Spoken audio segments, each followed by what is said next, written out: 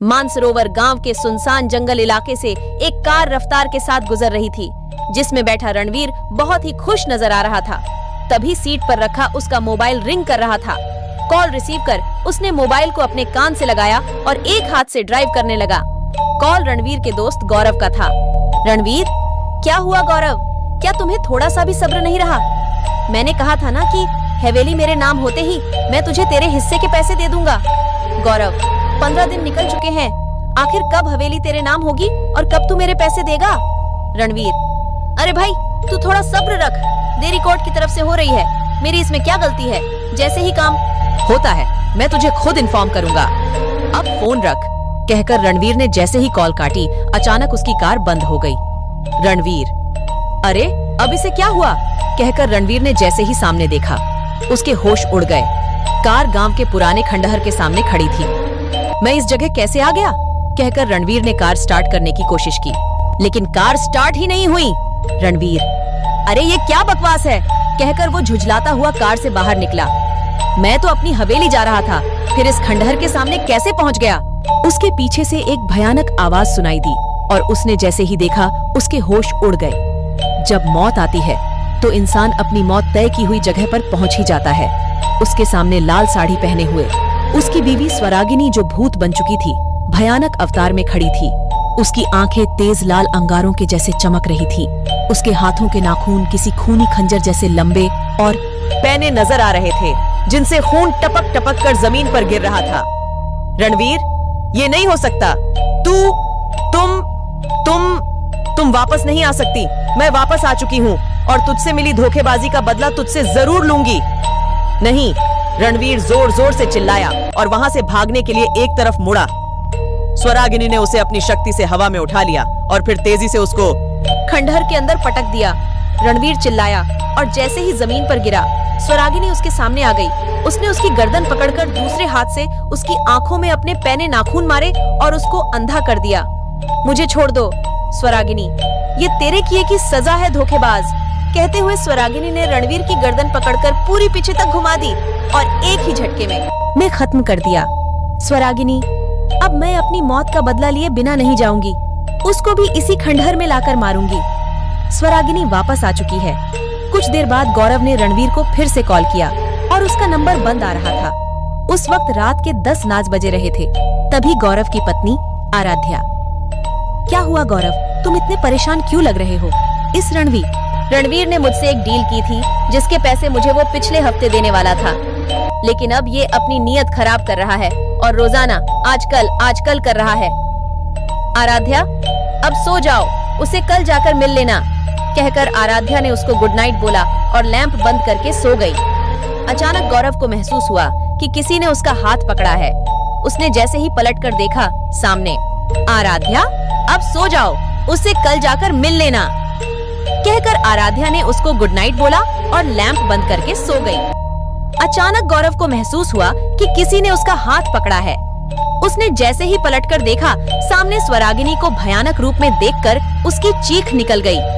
अगले ही पल स्वरागिनी ने उसका गला पकड़ लिया और हंसते हुए बोली, मुझे मारकर मेरी हवेली के पैसे खाना चाहते थे ना?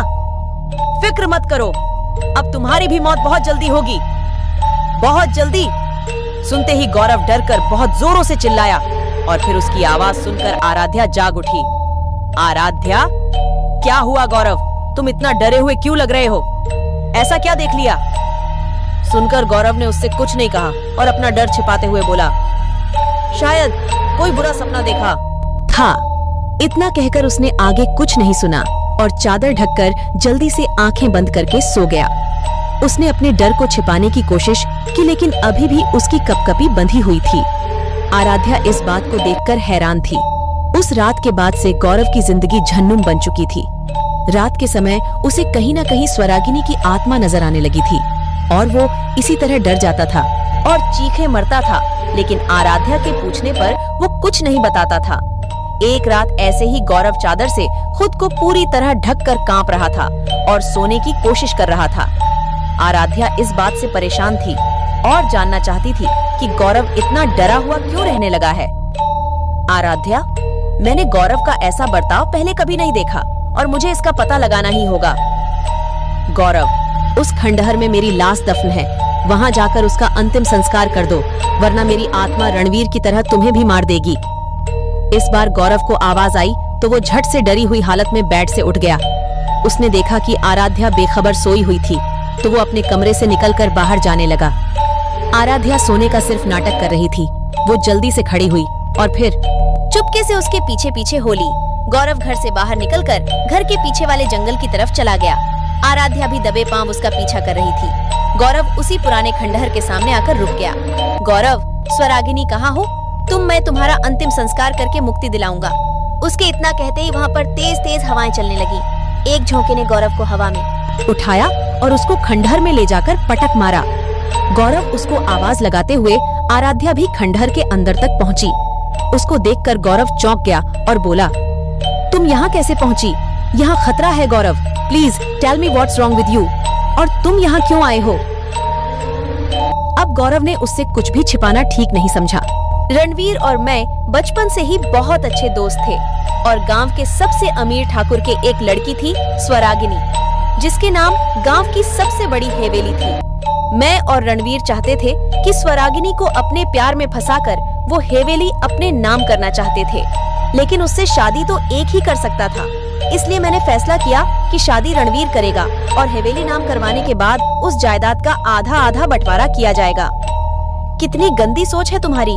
आगे क्या हुआ? शादी के बाद स्वरागिनी हवेली रणवीर के नाम करने को तैयार नहीं थी और रणवीर अगर उससे जबरदस्ती करता तो वो समझ जाती कि वो उससे प्यार का सिर्फ नाटक करता है। इसलिए मैंने और रणवीर ने प्लान बनाया कि स्वरागिनी को रास्ते से हटा देते हैं। एक रात रणवीर ने स्वरागिनी को क्लोरोफॉर्म सुंघाकर बेहोश कर दिया और फिर हम उसको लेकर यहाँ आए और हमने उसे मारकर खंडहर में यही की कच्ची जमीन में दफना दिया। अगली सुबह रणवीर ने झूठी रिपोर्ट पुलिस में लिखवाई कि स्वरागिनी अपने किसी आशिक के साथ मुझे छोड़कर भाग गई और अब कुछ दिन बाद ये हवेली उसके नाम हो जाती और मुझे मेरे हिस्से के पैसे मिल जाते। लेकिन पता नहीं मरने के बाद भी स्वरागिनी वापस कैसे आ गई और वो कह रही थी कि उसने रणवीर को मार दिया है और अब मुझे भी नहीं छोड़ेगी अगर मैंने उसका अंतिम संस्कार नहीं किया तो। सुनकर आराध्या डर गई और बोली, बताओ उसकी लाश कहाँ पर दफना ही है, हम उसका अंतिम संस्कार करवा देंगे। गौरव कुछ बोलता इससे पहले ही उनके सामने स्वरागिनी खड़ी नजर आई, जिसको देखकर दोनों बेहद डर गए। वह सब मैंने तुझे यहाँ लाने के लिए बोला था, बाकी तो ये बात अपने मुंह से अपनी पत्नी को बता दे, सिर्फ इसलिए अब तक तुझे जिंदा रखा था। स्वरागिनी, तुम्हारे साथ गलत हुआ है, मैं तुम्हारी सच्चाई सबके सामने लाकर रहूंगी। प्लीज गौरव को माफ कर दो। नहीं, इसकी मौत तो अब तय है।